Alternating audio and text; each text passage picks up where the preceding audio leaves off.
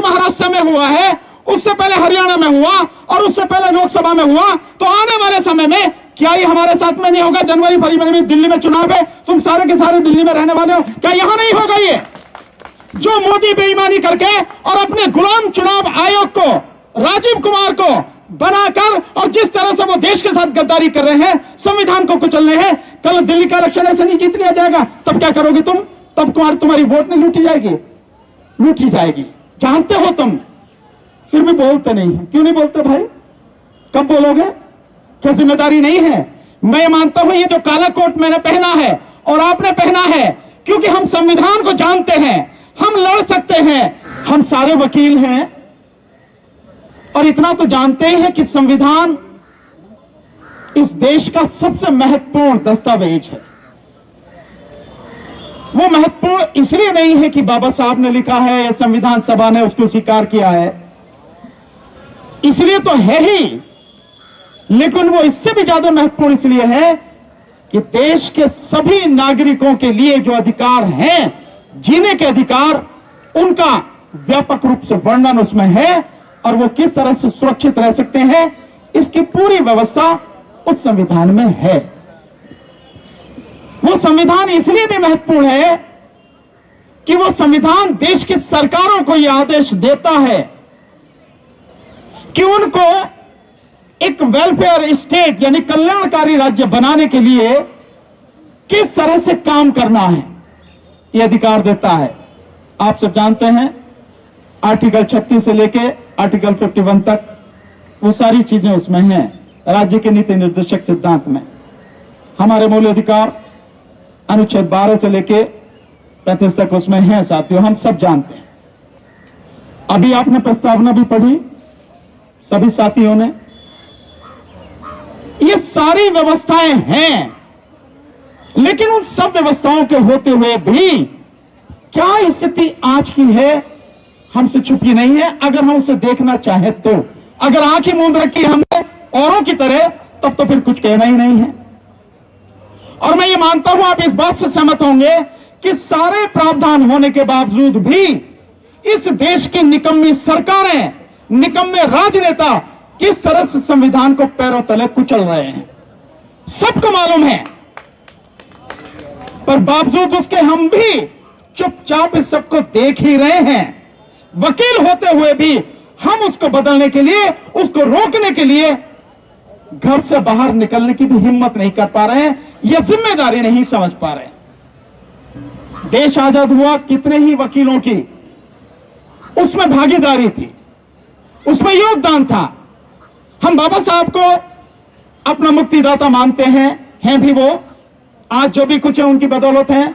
वो भी एक वकील थे, हमें कुछ कह के गए, क्या हम माने उसे साथियों? अगर हम उसको मानते, उसके हिसाब से चलते, तो क्या देश की ये हालत होती आज जो हो रही है?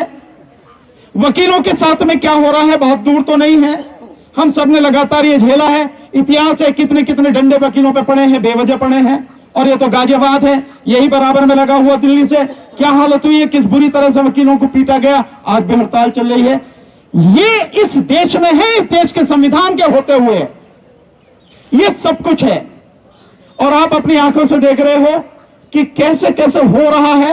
संभल में जिस तरह से घटना घटी है, संभल में जिस तरह से सरकार की क्रूरता का उसका चेहरा, घिनौना चेहरा सामने आया है, आप सबके सामने है। देश में धार्मिक स्थलों से संबंधित 1991 का कानून बना हुआ है और उस कानून में बाकायदा है कि 1947 से पहले की जो स्थिति है वही स्थिति रहेगी, किसी भी धार्मिक स्थल को छुआ नहीं जाएगा, उसके विषय में कोई भी कार्रवाई नहीं की जाएगी। और उसके सेक्शन 4 में स्पष्ट रूप से लिखा है कि जैसी स्थिति है वैसी बनी रहेगी और भविष्य में भी नहीं होगा। लेकिन इस देश की सुप्रीम कोर्ट का चीफ जस्टिस जो कह के गया, अभी बता के गया चंद्रचूड़, कि भैया हम सारे मिले हुए हैं, उसी ने ज्ञान व्यापी मस्जिद को लेकर उसी कानून को जिसमें उसको कोई अधिकार नहीं दिया गया, एक तरह से डायल्यूट करने का काम दिया। हम क्या कर रहे हैं साथियों? वकील क्या कर रहे हैं? अगर हम लोग संघर्ष करते, हम लोग आवाज उठाते, तो क्या जो आज हो रहा है संभल में वो हो पाता? 5 लोगों की जान चलेगी, 5 नौजवान बच्चे मुस्लिम समाज के मार दिए पुलिस ने। पुलिस कह रही गोली नहीं चलाई, तो वो रिवॉल्वर लेके पिस्टल लेके गोली कौन चला रहा? कौन चला रहा? वो जो चला रहा, वो पुलिस वाला यूं करके जो AK-47 लेके गोली चला रहा सीधे से, वो कौन चला रहा है? ये सब कुछ हमारी आंखों के सामने हो रहा है।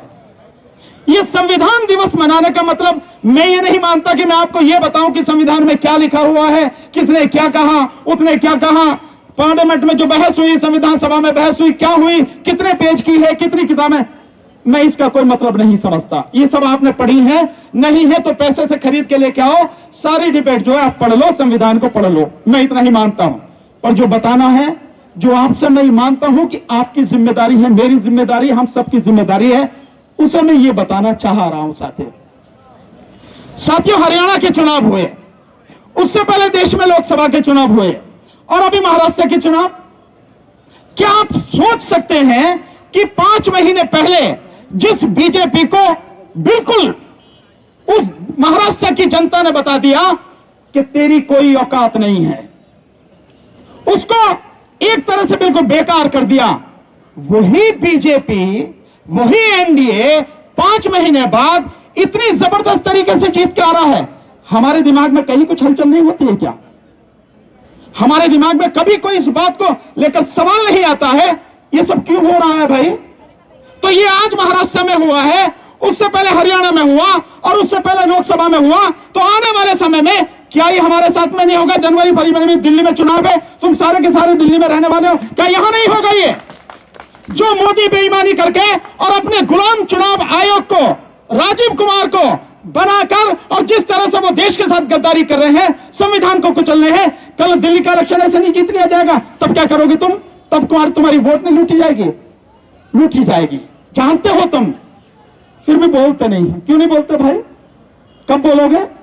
क्या जिम्मेदारी नहीं है? मैं मानता हूं ये जो काला कोट मैंने पहना है और आपने पहना है, क्योंकि हम संविधान को जानते हैं, हम लड़ सकते हैं, इसलिए हमारी जिम्मेदारी पहले है।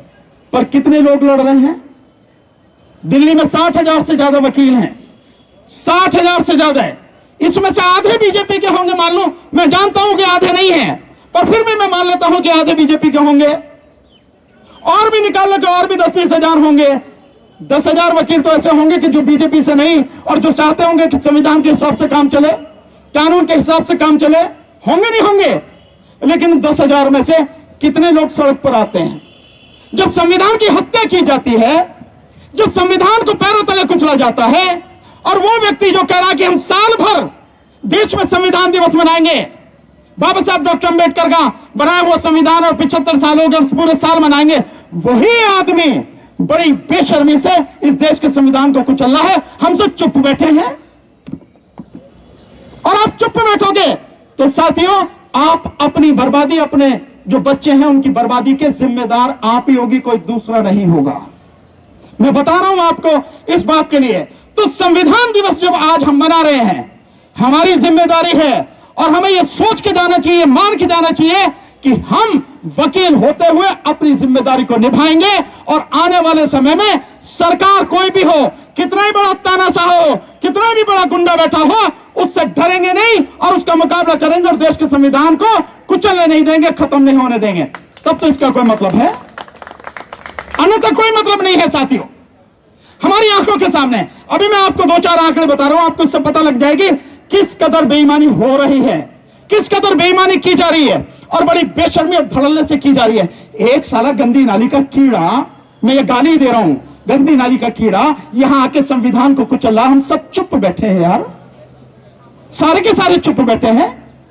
20 तारीख को महाराष्ट्र में जिस दिन चुनाव हुआ, उस चुनाव के बाद में इलेक्शन कमीशन ने जो डाटा दिया, उसने कहा 58.22% वोट पड़ा है। 58.22%, 5 बजे का आंकड़ा है 20 तारीख का। और वही चुनाव आयोग रात को 11:30 बजे आंकड़े जारी करता है, वो कहता है कि 65.83% वोट पड़ा है। 65.83%, 6% वोट बढ़ गया।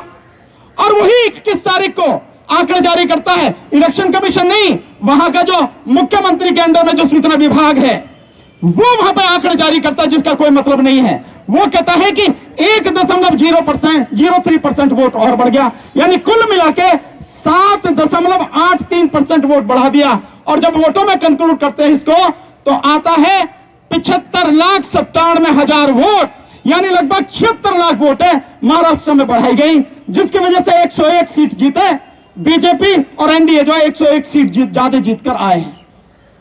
आपको नहीं लगता? कांग्रेस पार्टी के गुरदीप सप्पल हैं। गुरदीप सप्पल ने एक बड़ा मजेदार आंकड़ा दिया। गुरदीप सप्पल कहते हैं कि नांदेड़ जहां पे उपचुनाव हो रहा है, उस उपचुनाव में जो लोकसभा है, लोकसभा में कांग्रेस पार्टी जीती है, उसको 5,86,000 वोटें मिली हैं। और उसी लोकसभा में जो 6 विधानसभाएं आती हैं, उन 6 की 6 विधानसभाओं में बीजेपी और एनडीए जीता है। बड़ी अजीब सी बात है। इस देश का वोटर इतना समझदार, इतना चालाक हो गया कि जिस समय एक ही समय जब वोट डाला है, विधानसभा में दे रहा है तो बीजेपी और एनडीए को दे रहा, और लोकसभा में दे रहा तो कांग्रेस को दे रहा। आ रही को समझ में बात? मुझे तो नहीं लगता कि ऐसा कोई चालाक, ऐसा कोई शातिर व्यक्ति होगा जो इस तरह के वोटिंग पैटर्न पर ध्यान देता होगा। नहीं हुआ। तो लोकसभा जीत रही है नांदेड़ में कांग्रेस, और विधानसभा जीत रहे हैं बीजेपी और एनडीए। और यही 2024 के चुनाव में तिरुपति में हुआ, वहां पे भी यही हुआ। जो लोकसभा जीती, जो वहां का मुख्यमंत्री था, वो उतने लोकसभा सीट जीती, और बाकी जो सीटें गई हैं, एक बीजेपी को गई, एक वहां का जो एक हीरो है उसके जो भाई है उसकी पार्टी उसको गई, और बाकी 5 तेलुगु उसको गई, जो चंद्रबाबू नायडू मुख्यमंत्री 5 उसको गई, लोकसभा जो है वो उसको गई। ये हालत हो रही है। क्या हम ये जानना नहीं चाहते साथियों? क्या हम सब ये सारी चीजें देखते नहीं है? क्या हमें न्यूज हम सुनने के, जानकारी लेने के अधिकारी नहीं है? ये हमारी जरा भी इच्छा नहीं होती साथियों? मेरा आपसे यही कहना है साथियों, देश बहुत गंभीर स्थिति से गुजर रहा है, और मैं इस मंच से खुलेआम कहता हूं, इस देश में कुछ जो लोग हैं, संगठन है, उनका एक माफिया बन गया है, ग्रुप बन गया है, एक सिंडिकेट बन गया है। इस सिंडिकेट में कौन कौन शामिल है? इस सिंडिकेट में शामिल है भारत सरकार, यानी मोदी सरकार, मोदी बीजेपी शामिल है इसमें।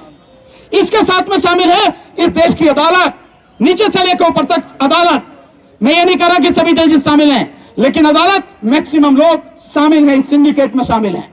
और इसी के साथ इसमें शामिल है मीडिया, जो मीडिया आज की तारीख में पूरा खरीद लिया पूंजीपति ने, और शामिल है इसमें पूंजीपति, और इसके साथ साथ, इस पूंजीपतियों के साथ साथ इसमें शामिल है आरएसएस, और इसके साथ में आरएसएस और मनुवादी मानसिकता के लोग, वो लोग इसमें शामिल हैं। मैं हिंदुओं की बात नहीं कर रहा, मैं किसी उसकी बात नहीं कर रहा, मैं कह रहा हूं आरएसएस और मनुवादी मानसिकता के लोग, ये लोग शामिल हैं। इनका एक सिंडिकेट है, हर जगह इनका आदमी बैठा है, और हर जगह जो चाहते हैं वो हो रहा है। और सत्ता की हवस इनको इस तरह से है कि इस देश के इतने अच्छे संविधान को, इतने बढ़िया संविधान को पैरों तले को चल रहे हैं। और इस देश की अधिकतर आबादी, इस देश में लगभग 100 से 110 करोड़ लोग ऐसे हैं जिन्हें ढंग से जीवन जीने का हक भी नहीं मिल पा रहा, 2 वक्त की रोटी नहीं मिल पा रही। साथियों, हालत आज की तारीख में इस तरह की हो गई है कि इस देश में जो सब कुछ हो सकता है, चंद लोगों के हाथ में चलता चला जा रहा है। संविधान कहता है कल्याणकारी राज्य है, संविधान कहता है जो संसाधन है, जो नीति निर्देशक सिद्धांत है, उसमें स्पष्ट लिखा है कि संसाधनों पर अधिकार जो होगा वो जनता का होगा, और इस तरह से डिस्ट्रीब्यूशन होगा ताकि हर व्यक्ति को अपनी जीविका कमाने का एक मौका मिल सके। ये संविधान कह रहा। और यहां है कि मोदी जैसे लोग आके, जिनको सत्ता की अवसर, अपने पूंजीपति यार जिनकी ड्योढ़ी को वो चूमता है, उन्हें जाके सब कुछ उन्हीं को दिए चले जा रहा है। 1% लोगों के पास में 73% संपत्ति इस देश की है। क्या संविधान का हनन नहीं हो रहा? क्या संविधान को कुचला नहीं जा रहा? साथियों, ये बहुत सी चीजें हैं जो लगातार हो रही हैं। ऐसे हरियाणा में हुआ। और मैं आज आपके सामने एक बात कह के अपनी बात खत्म करूंगा। सिर्फ एक बात और कहूंगा, मुझे यहां शिकायत यहां के विपक्ष से भी है। और क्या शिकायत है विपक्ष से? 2024 के लोकसभा चुनाव में जितनी व्यापक गड़बड़ी हुई, इस देश के 3 बड़ी एजेंसियों ने, जिसमें द वायर, आप देखते होंगे द वायर, उसने, वोट फॉर डेमोक्रेसी उसने, और एडीआर जो लेकर लगातार सुप्रीम कोर्ट में पिटीशन डालते हैं, लड़ते रहते हैं, इन तीनों ने मिलकर बताया कि कितने व्यापक पैमाने पर धांधली हुई, क्या धांधली हुई? धांधली हुई 4,65,46,884 वोटें बढ़ाई इलेक्शन कमीशन ने, जिसकी वजह से 79 सीटें जीतकर बीजेपी आई। 79 कम कर दीजिए, बीजेपी 160-61 पर सिमट जाती है, सरकार नहीं बन रही थी। और यही बताया कि 542 सीटों पर जिन पर चुनाव हुआ, उनमें से केवल 4 सीटें ऐसी थी जिन पर जितनी वोटें पड़ी उतनी ही वोटें निकली। बाकी 362 जो सीटें थी, उन सीटों पर जितनी वोटें पड़ी उससे कम निकली, और 176 जो सीटें थी उन पर जितनी वोटें पड़ी उससे ज्यादा वोटें निकली। हमें नहीं नजर आता, इस विपक्ष को वो नजर नहीं आता। विपक्ष में राहुल गांधी से लेकर जितने भी नेता हैं विपक्ष के, आज तक एक शब्द इस पर बोला नहीं, जबकि मोदी को 1 मिनट चैन से नहीं बैठने देना था। उस व्यक्ति को नैतिक अधिकार नहीं प्राइम मिनिस्टर बनने का, कुर्सी पर बैठने का, लेकिन सब चुप, विपक्ष पूरी तरह से चुप, मूक बना हुआ विपक्ष। 2024 के चुनाव से पहले लगातार हमने खूब शोर मचाया, देश के कोने कोने तक पहुंचाई ये आंदोलन, तब नहीं समझ में आ रहा था बेईमानी है, धांधली है, और अब सब निकल के आ रही है। वहां से निकल के आ रही है महाराष्ट्र से कि जो कैंडिडेट है उस कैंडिडेट की वोट अपने बूथ में नहीं है, ये निकल के आ रही है।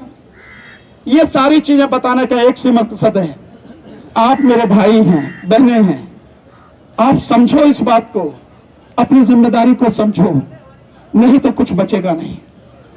तुम्हारे चुप रहने से बर्बादी निश्चित हो जाएगी। तुम सड़क पर नहीं आओगे, कोई और आने वाला नहीं है। मेरा अपना अनुभव है कि नेता किसी पार्टी का हो, एमएलए एमपी कोई हो, उस पर कोई फर्क नहीं पड़ता। उससे जब जहां सुविधा मिलती है, इधर से लुढ़क के इधर हो जाता, इधर से लुढ़क के इधर हो जाता। आप सबको मालूम है, वो मौज में रहता। मरती है जनता, और आप और हम जनता हैं। और आज स्थिति यह है कि जन आंदोलन के बिना देश की स्थिति सुधरने वाले नहीं है। मैं चाहूंगा कि अगर वकील इसमें लीड लें, आगे बढ़ के जन आंदोलन को खड़ा करें, तो शायद बहुत अच्छा रहेगा, नहीं तो सब कुछ तबाही के कगार पर है। एक बार आपको इस संविधान दिवस की बहुत बहुत बधाई, धन्यवाद। बहुत धैर्य से सुना, उम्मीद करता हूं बात समझेंगे भी, साथ देंगे। बहुत बहुत शुक्रिया।